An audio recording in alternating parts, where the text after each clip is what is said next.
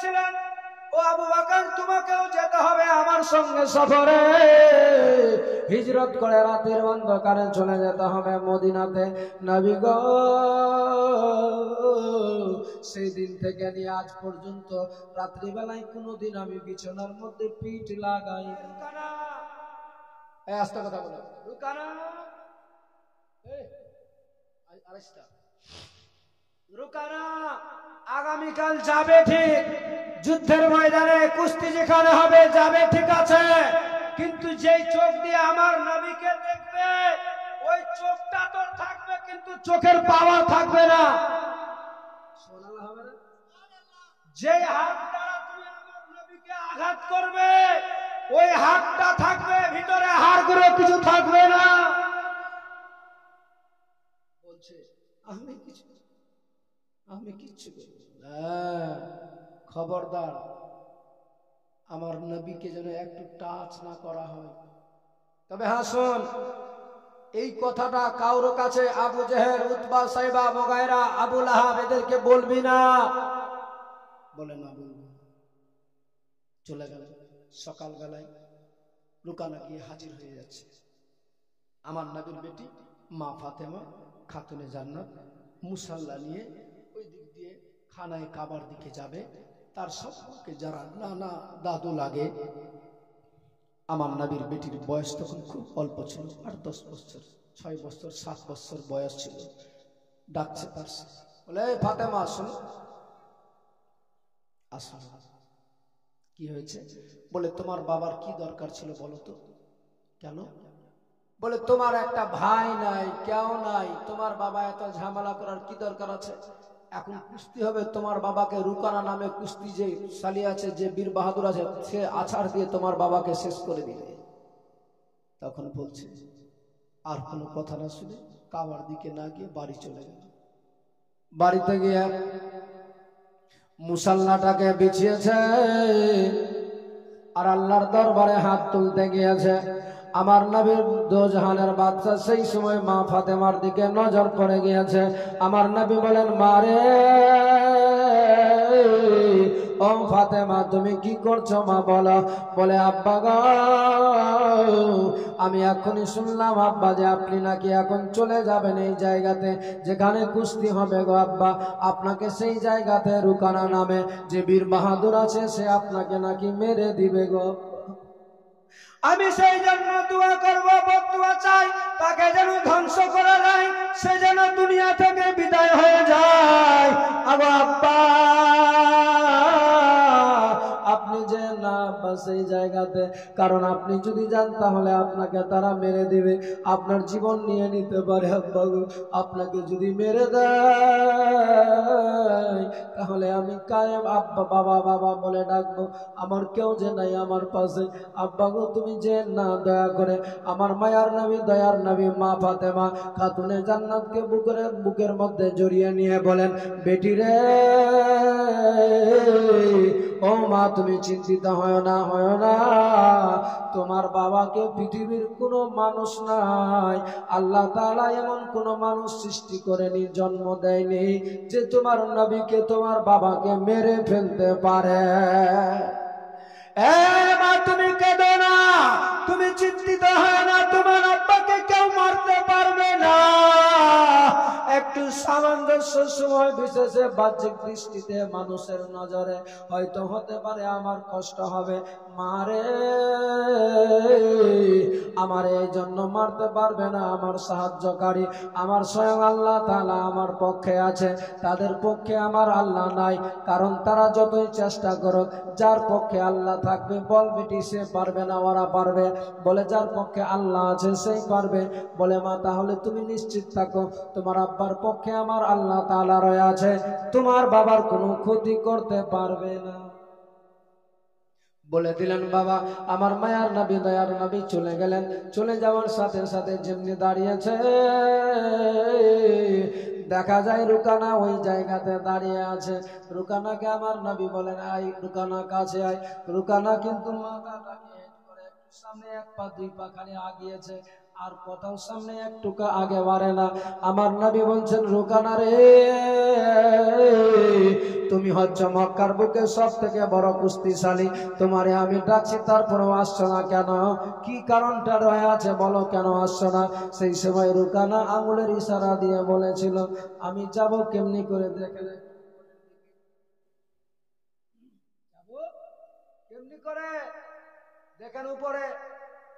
আমার নবী সেই সময় মাথাটাকে ছেড়ে দেখছেন উপর দিকে, দেখছে সুবহানাল্লাহ জিবরিল আমিন দাঁড়িয়ে আছে, আর ওকে বলছে, এই রুকানা খবরদার, এসেছিস ভালো কথা, নবীর প্রতি একটু আঙ্গুল তো দূরে থাক, চোখ তুলে তাকাবি না, আর যদি তাকাস তাহলে তোর সব চোখ থাকবে, পাওয়ার থাকবে, আজকে আছাড় মেরে শেষ করে দেবো ওইখানে। আমার নবী বলছেন, জিবরিল, ও জিবরিল, এটা করো না।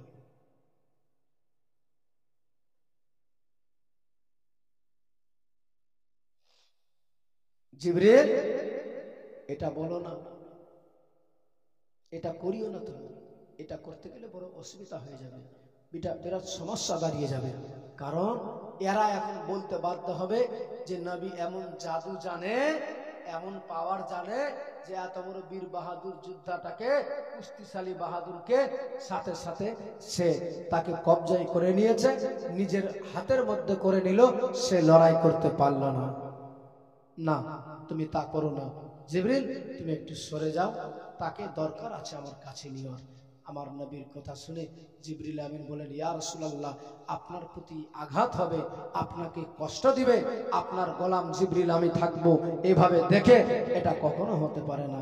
আমার নবী বলেন, জিবরিল, সময় বিশেষে মানুষকে বোঝানোর জন্য অনেক কিছু করা লাগে। তাই নবীজি আমার যেমনি বললেন, জিবরিল আমিন শুনে নিলেন। শোনার পরে আমার নবী বলছেন, রুকানা কাছে আয়। কাছে আসছে, এবার আমার নবী তাকে বলছে, কিন্তু আমার নবীকে সে টাচ করে না। নবীজি আমার লাস্টে বলল, রুকানা কি হলো? তাকে এবার কাছে নেওয়া হলো। আমার নবীজি একটা হাত দিয়ে রুকানাকে এমনি হাতের মধ্যে নিয়েছে, যে মক্কার মতো জায়গাতে বিশাল বড় বীর বাহাদুর ছিল, সেই বীর বাহাদুরকে একটা হাতে আমার রাসূলুল্লাহ ধরে যেভাবে চরকি ঘুরায়, সেইভাবে আমার নবীজি ওই বীর বাহাদুর রুকানাকে ঘোরাচ্ছে। বলুন সুবহানাল্লাহ, জোরে বলে। কারণ জানে আমার নবীর পাওয়ার কি আছে হাতের মধ্যে।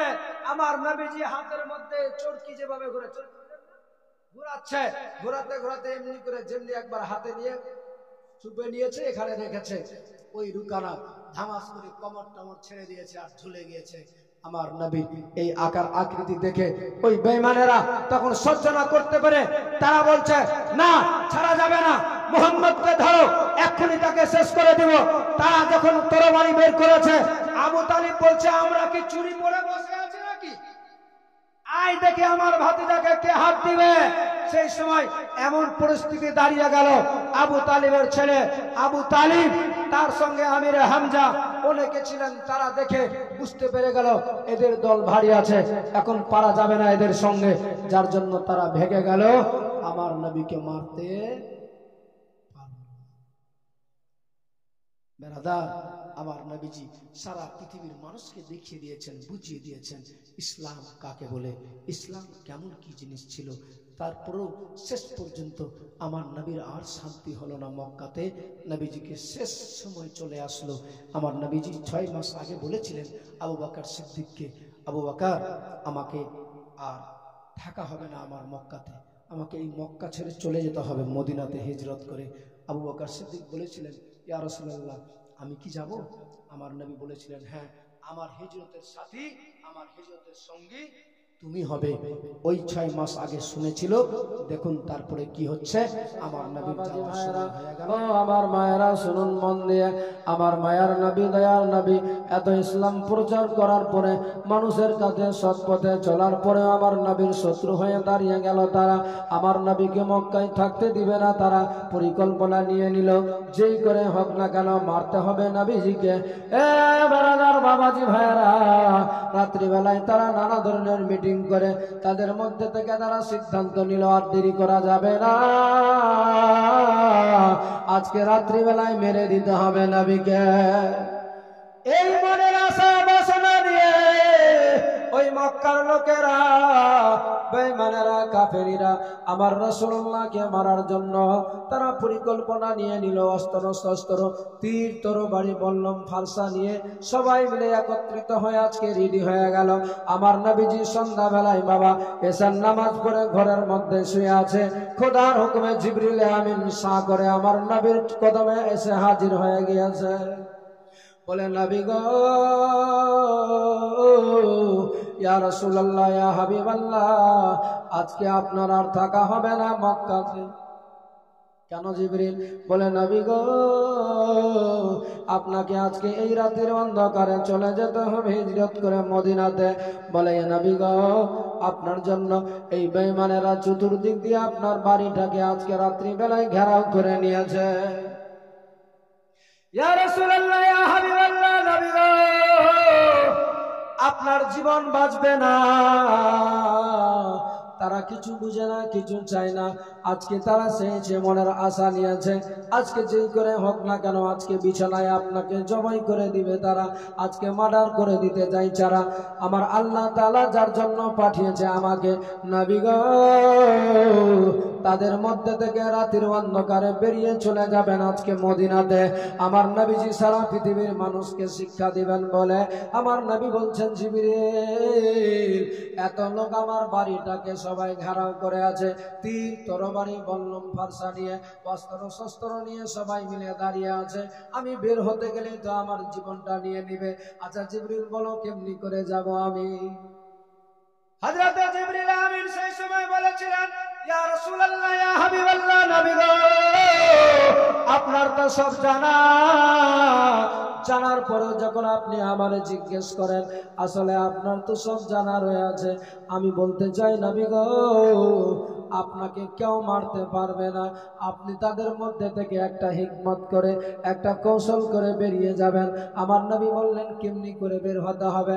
আমার নবীজির সামনে বলতে লাগলেন, ইয়া রাসূলুল্লাহ, ইয়া হাবিবাল্লাহ, নবী গো, এক মুষ্টি মাটি নিবেন হাতের মধ্যে, সূরা ইয়াসিন তেলাওয়াত করে চালিয়ে ফেলে দিবেন। তারা সব দেখবে ঠিক, কিন্তু আপনারে কেউ দেখতে পাবে না। আপনি তাদের মধ্যে থেকে বেরিয়ে চলে যাবেন, তারা কেউ বুঝতে পারবে না। আমার নবী বলতে লাগলেন, জিবরিল, ও জিবরিল, তুমি এটা যখন বলছো, আচ্ছা বলো তো, আমি এক মুষ্টি মাটি চালিয়ে দিব, এই এক মুষ্টি মাটি কত লোকের কাছে পৌঁছাতে পারে? কিন্তু আমার বাড়িটাকে তো কয়েক হাজার মানুষে ঘেরাও করে নিয়েছে। আমার নবীর সামনে বলেছিলেন, ইয়া রাসূলুল্লাহ, ইয়া হাবিবাল্লাহ, নবী গো, আপনার পদতলে আমার জীবন কুরবান, আপনার গোলাম জানাই আপনাকে, আপনি শুধু মাটিটাকে চালানোর কাজ হচ্ছে আপনার। সমস্ত বেঈমান নাস্তিকদের উপরে, সমস্ত বেঈমানদের উপরে মাটি ফেলে দেওয়ার কাজ হচ্ছে আমার আল্লাহ। আমার আল্লাহ বলে পাঠিয়েছে, নবী গো, শুধু মাটিটাকে নিয়ে আপনি চালিয়ে দিবেন, সবার কাছে পৌঁছে যাবে, তারা অন্ধ হয়ে যাবে, তারা দেখার কোনো দেখতে পাবে না। এই জন্য কোরআনে বলেছেন, সুম্মুম বুকমুম উমিয়ুম ফাহুম লা ইয়ারজিউন, কিছু ব্যক্তি হবে দেখেও দেখতে পাবে না, কিছু ব্যক্তি থাকবে শোনার পরেও শুনতে পাবে না তারা, কারণ তাদের অন্তরটাতে আমার আল্লাহ তাআলা মোহর মেরে দিয়েছে। তাদের অন্তরটা কালি কয়লা পাথরের মতো হয়ে গিয়েছে। ভালো মন্দ বলে তাদের ইনসাফ থাকবে না, বিবেক থাকবে না, তারা বিবেক শক্তি সব হারিয়ে ফেলেছে। নবী গো, আপনি শুধু চালিয়ে দিবেন, এটাই আপনার কাজ হবে। তাদের মধ্যে থেকে আপনি চুপচাপ চলে যাবেন, কেউ দেখতে পাবে না আপনাকে। নবীজি আমার সেই সময় বলতে লাগলেন, ও জিবরিল, তুমি দাঁড়াও, তাহলে আমার আলীকে ডাকতে হবে, কারণ মক্কার মানুষেরা যে আমাকে সত্যবাদী বলে আমার কাছে অনেক টাকা পয়সা, কেউ সোনা চাঁদি, অনেক দায়িত্বশীল হিসাবে, সত্যবাদী হিসাবে আমার কাছে রেখেছে। আজ যদি আমি চলে যাই রাতের অন্ধকারে, সকালবেলায় তারাই বলবে, ও মক্কার লোকেরা, যারা তোমরা মানো, দেখো আজকে তোমাদের নবীর কি হাল আছে। সবার মালজাল নিয়ে সব নিয়ে চলে গেল, সব টাকা পয়সা নিয়ে পালিয়ে চলে গেল। তাকে তোমরা আল্লাহর নবী বলে মানো। আমার নবী বলছিলেন সেই সময়, জিবরিল আমার আলীকে আজকে আমি সমস্ত মালের দায়িত্ব দিয়ে চলে যাব। সকালবেলায় সব মালজাল তাদের কাছে বন্টন করে দিবে, তারা যেন বুঝতে পারে নবীজি কাউরে 1 টাকা নিয়ে যায়নি। তাই আমার নবীজি সেই সময় হযরতে আলীকে ডাকলেন। বাবা, হযরতে আলীকে ডাকার পরে হযরতে আলীকে সেই সময় কাছে ডেকেছেন। আলী ঘরের মধ্যে থেকে গেল। বাবা দেখুন না, আমার আলী ঘরের মধ্যে দাঁড়িয়ে আছে। আমার নবীজি বলছেন, আলী রে, আজকে তুমি আমার বিছানার মধ্যে শুয়ে যাও রাত্রি বেলাতে। আমার নবী বলছেন, ইয়া রাসূলুল্লাহ, আলী তুমি আমার বিছানায় শুয়ে যাও। এই রাতের অন্ধকারে আমি এখন চলে যাব, হিজরত করে মদিনায় চলে যাব। তোমার সব জানা আছে, কাফেররা বেঈমানেরা আমার বাড়িতে ঘেরাও করেছে, তীর তরবারি নিয়ে, বললাম ফারসা নিয়ে। আর কিছুক্ষণের মধ্যে হয়তো তারা আমার ঘরে ঢুকে যেতে পারে, তারা হয়তো আমাকে মেরে দিতে পারে। যার জন্য চাই আমি আমার বিছানাতে তুমি শুয়ে যাও, আমার চাদরটাকে পরিধান করে নিবে। হযরতে জিবরিল আমিনও সেই জায়গায় দাঁড়িয়ে ছিল। বাবা আমার নবীর সাহাবী হযরতে আলী বলতে লাগলেন, নবী গো, ইয়া রাসূলুল্লাহ, ইয়া হাবিবাল্লাহ, একবার একটা কথা জানতে চাই। আমি তো থাকবো আপনার পদতলে কুরবান, নিজের জীবনটাও দিতে রাজি আছি। নিজের জীবনটা যদি দেওয়া লাগে হাসতে হাসতে দিয়ে দিব। তবে একটা কথা বলেন আকা, আমি কি মক্কা থেকে মদিনায় যেতে পাবো কি পাবো না? আমার নবী বলেছিলেন, আলী রে, তুমি চিন্তিত হয় না, তুমিও চলে আসবে মদিনাতে। জোরে বলেন। যেমনি বলেছে হযরতে আলী সেই সময় বলেছিলেন, ইয়া রাসূলুল্লাহ, ইয়া হাবিবাল্লাহ, চলে যান, তাহলে চিন্তার কোনো কারণ নাই, অসুবিধার কারণ নাই, যান যান যান, আপনি চলে যান। হযরতে আলী শুয়ে গেলেন বাবা ওই বিছানার মধ্যে। দেখুন আমার নবী ওই দিকে আবার বেরিয়েছে। আলীর পরে কি ঘটছে এটা আপনাদেরকে শোনাবো পরে, কিন্তু তার আগে দেখুন আমার নবীজি বেরিয়ে চলে গেলেন আবু বকরের ঘরের মধ্যে। দরওয়াজায় গিয়ে আওয়াজ দিয়েছে, আবু বকর একটু তাড়াতাড়ি করে দরওয়াজা খোলো। যেমনি আমার নবীর মুখ দিয়ে বাক্য উচ্চারণ হয়েছে আবু বকর, বলার সাথে সাথে আবু বকর সিদ্দিক নবীর সাহাবী লাব্বাইক ইয়া রাসূলুল্লাহ বলে দরওয়াজা খুলে দিয়েছে। যেমনি দরওয়াজা খুলেছে, আমার নবী তো জাহানের বাদশা কামলিওয়ালা মায়ার নবী দয়ার নবী দেখতে পাচ্ছে আবু বকর সিদ্দিকের মাথার উপরে একটা পটলা রয়ে আছে। আমার নবী বলতে লাগলেন, আবু বকর কি ব্যাপার, কি ব্যাপার, তোমার মাথার মধ্যে পটলাটা কেন? কতক্ষণ ধরে এইভাবে তুমি দাঁড়িয়ে আছো? একটাই তো শুধু আওয়াজ দিয়েছি, তাতে তুমি দরওয়াজা খুলে দিলে কেন? তুমি কতক্ষণ ধরে দাঁড়িয়েছিলে? যেমনি আমার নবী এই কথা জিজ্ঞেস করেছে, সাথে সাথে আমার নবীর সামনে বলতে লাগলেন, ইয়া রাসূলুল্লাহ, ইয়া হাবিবাল্লাহ, নবী গো, আপনার মুখ দ্বারা আমি গত 6 মাস আগে শুনেছি। 6 মাস আগে আপনি বলেছিলেন, ও আবু বকর, তোমাকেও যেতে হবে আমার সঙ্গে সফরে, হিজরত করে রাতের অন্ধকারে চলে যেতে হবে মদিনাতে। নবী গো, সেই দিন থেকে নিয়ে আজ পর্যন্ত রাত্রিবেলায় কোনোদিন আমি বিছানার মধ্যে পিঠ লাগাইনি। আস্তে করে বলতে হবে। নবী গো, সেই দিন থেকে আজ গত 6 মাস হয়ে গেল, রাত্রিবেলায় কোনোদিন বিছানায় ঘুমালাম না, রাত্রিবেলায় কোনোদিন আমি বিছানায় পিঠ লাগালাম না। কারণ আমি এই জন্যই ঘুমাইনি, যদি আমি ঘুমিয়ে যাই, আমার নবীর যদি ডাকতে দেরি হয়ে যায়, আমার নবী যদি ডাক দেয় 2 থেকে 3টা, দেখা গেল আমার বের হতে দেরি হয়ে গেল, ততক্ষণে আমার নবীকে বেঈমানেরা এসে যদি আক্রমণ করে দেয়, তাহলে আমার আল্লাহ আমার প্রতি নারাজ হয়ে যাবে। আর আল্লাহ নারাজ হয়ে গেলে আমার ঠিকানা জাহান্নামে হয়ে যাবে। যার জন্য নবীর ভালোবাসাতে, নবী গো, আপনার ভালোবাসার খাতিরে গত 6 মাস ধরে আমি রাত্রিবেলায় কোনোদিন ঘুমাইনি। শুধুমাত্র পটলাটাকে নিয়ে দরওয়াজার সামনে আপনার ভালোবাসার খাতিরে আমি দাঁড়িয়ে থেকে গিয়েছি। আমার নবী বলছেন, আবু বকর, আমার আল্লাহ তাআলা এর বদলা এর যা দিবে। আমার নবীর সাহাবী হযরতে আবু বকর সিদ্দিক বলেছিলেন, নবী গো, শুধু আমি যে দাঁড়িয়ে আছি তা নয়, তা নয়, আমার একটা মেয়ে যার নাম আসমা, এই আসমা মেয়েটা যেদিন আমার মুখ থেকে শুনেছে, সেই দিন থেকে নিয়ে প্রতিদিন রাত্রিবেলায় রুটি তৈরি করে, খাবার তৈরি করে আমার সঙ্গে প্রতিদিন দরওয়াজার সামনে দাঁড়িয়ে। আমি আমার মেয়েকে জিজ্ঞেস করতাম, বেটি রে, কেন তুমি এমনি করে দাঁড়িয়ে আছো এইবার আমার সঙ্গে?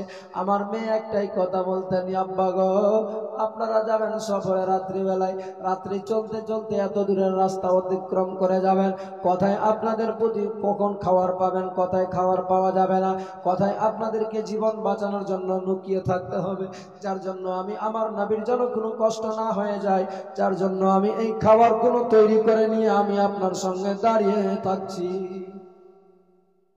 এবার আবু বকর সিদ্দিক 6 মাস ধরে কন্টিনিউ দাঁড়িয়েছিল। আবু বকর সিদ্দিকের মেয়ে যার নাম আসমা, সেও 6 মাস ধরে দাঁড়িয়েছিল। দেখুন কেমন নবীর ভালোবাসা অন্তরে ছিল, আমার নবীর জন্য দাঁড়িয়ে থেকে গেল 6 মাস ধরে। আবার আবু বকর সিদ্দিক বের হবে আমার নবীকে সঙ্গে নিয়ে, আর ওইদিকে হযরতে আলী আমার নবীর কথা শুনে বিছানার মধ্যে শুয়ে গিয়েছে, আর ওইদিকে চতুর্দিকে বাড়িটাকে আমার নবীর তরবারি দিয়ে, বললাম ফারসা নিয়ে, তীর তরবারি দিয়ে আমার নবীজিকে মারবেন বলে বাড়িটাকে ঘেরাও করে নিয়েছে। দেখা গেল আমার নবী তাদের মধ্যে থেকে বেরিয়ে চলে গেল গো, তারা কেউ বুঝতে পারলো না, যার জন্য তারা অনেকক্ষণ ধরে অপেক্ষা করে। হযরত আলী ওই বিছানার মধ্যে শুয়ে গিয়েছে বাবা, বুঝতে পারে না, রাত চলে যায়, ফজরের নামাজের সময় হয়ে গেল। হযরত আলী ওই বিছান থেকে উঠে নামাজ আদায় করে আবার ওই নবীর চাদরটাকে পরিধান করে আবার বিছানায় শুয়ে গিয়েছে। সূর্য যেমনি উঠেছে, হযরত আলী বিছানায় শুয়ে আছে, শান্তির ঘুম মারে। এই বেঈমানেরা সেই সময় বলেছিল, ভাইরা আজকে জীবন বাঁচানোর জন্য, জীবন যেন না চলে যায় তার জন্য সে ভিতরে ঘরের মধ্যে থেকে গেল, নামাজ পড়তে পর্যন্ত গেল না। চলো নবী আজকে আর বাইরে আসবে না। সে হয়তো বুঝতে পেরে গিয়েছে যে আমরা তাকে মারার জন্য বাড়িটাকে ঘেরাও করেছি, চলো আমরা ভিতরে গিয়ে মেরে দিব। তারা কেউ বলে দাঁড়াও কিছুক্ষণ আর একটু অপেক্ষা করা যাক, কিন্তু তারা আর অপেক্ষা না করে ভিতরে ঢুকে পড়ল। তারা গিয়ে যেন দেখতে পাচ্ছে একটা চাদর পরিধান করে কে যেন শুয়ে আছে। এই বেঈমানেরা বলছে আর সুযোগ দেওয়া যাবে না, আর দেরি করা যাবে না, এক্ষুনি তাড়াতাড়ি করে তরবারি মেরে দে, দেখার আগে তরবারিটাকে মেরে দে। আমার নবীর কেমন আশিক প্রেমিক শুয়েছিল বিছানার মধ্যে, তাদের মধ্যে কোনো বেঈমান বলে দাঁড়া আগে দেখে নে কে আছে বিছানাতে। সেই সময় কিছু বেঈমান নাস্তিক বলেছিল, কাফেরেরা বলে কে আবার থাকবে নবীর বিছানাতে শুয়ে, নবী ছাড়া অন্য কে থাকবে আর বিছানাতে, মেরে দে তাড়াতাড়ি করে। বলছে দাঁড়া আগে দেখে নে। তাদের মধ্যে অনেকে বলে দেখতে হবে, কেউ বলে দেখতে হবে না। বলতে শেষ পর্যন্ত চাদরখানা যেমনি টেনে দেখতে পাচ্ছে নবী নাই, নবীর বিছানায় হযরতে আলী শুয়ে আছে।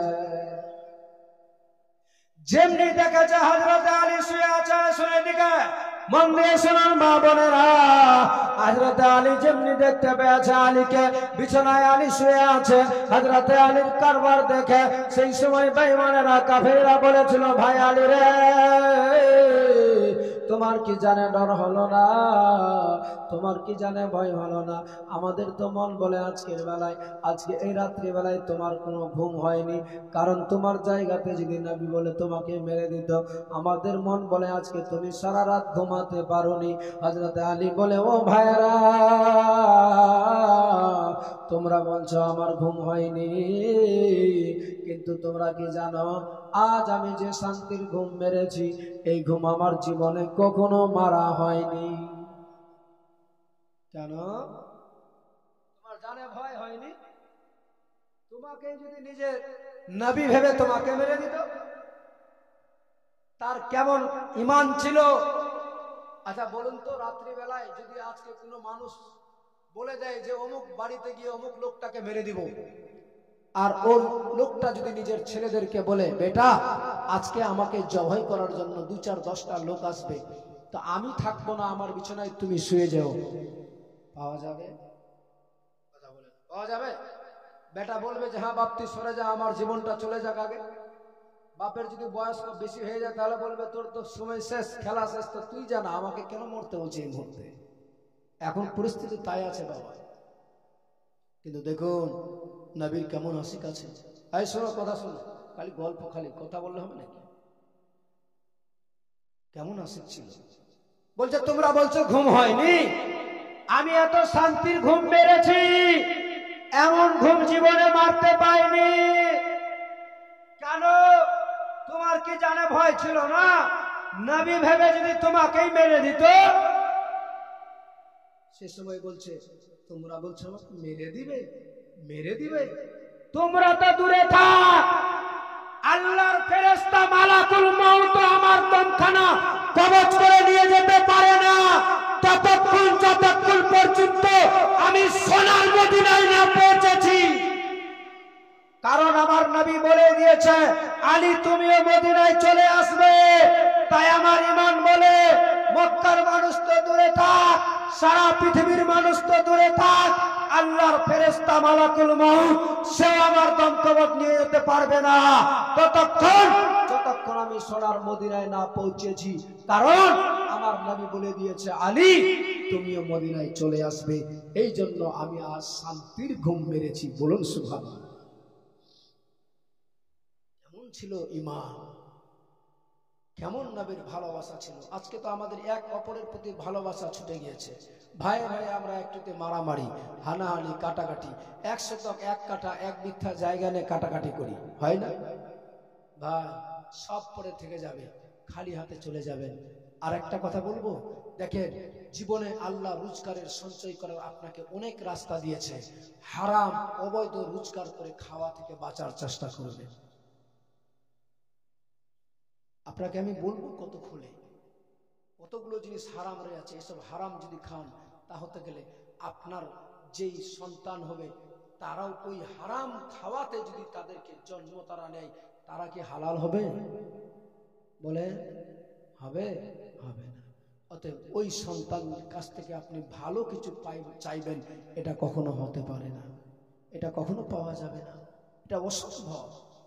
অতএব যদি নবীর শক্তি, প্রেম, ভক্তি, ভালোবাসা থাকে, আমরা নবীর সেই আশিক হতে পারি, তা হতে গেলে আমাদেরকে সেইভাবে সেই ভালোবাসাটুকু আমাদেরকে অন্তরে রাখতে হবে। দেখুন বেরাদার, আমার নবীজি মায়ার নবী, দয়ার নবী বেরিয়ে গেলেন মক্কা থেকে, আবু বকর সিদ্দিককে নিয়ে বেরিয়ে চলে যাচ্ছে। বেরাদার, আমার আবু বকর সিদ্দিক রয়ে আছে নবীজির সাথে, আর কেউ নাই, আমার নবী একাই। নবীজি আমার পাহাড়ে রাত সন্ধ্যাবেলা সূর্য উদয় হতে যাচ্ছে, সেই সময় আমার নবীজিকে আবু বকর সিদ্দিক বলতে লাগলেন ইয়া রাসূলুল্লাহ, ইয়া হাবিবাল্লাহ, নবী গো এখন আমরা কোথায় একটু আশ্রয় নিয়ে নেব, লুকিয়ে যাব, কারণ বেঈমানেরা কাফেরেরা এসে আমাদেরকে হয়তো ধরে নিবে। কারণ তারা আর নাই বসে, তারা মক্কা থেকে তারা অনেক দলবল নিয়ে বেরিয়েছে, রাস্তায় যদি আমাদেরকে কোথাও পায় তাহলে আমাদের জীবন নিয়ে নিবে। ইয়া রাসূলুল্লাহ, তাই চাই আমি যে একটু যদি কোথাও গুহার মধ্যে লুকিয়ে যাই।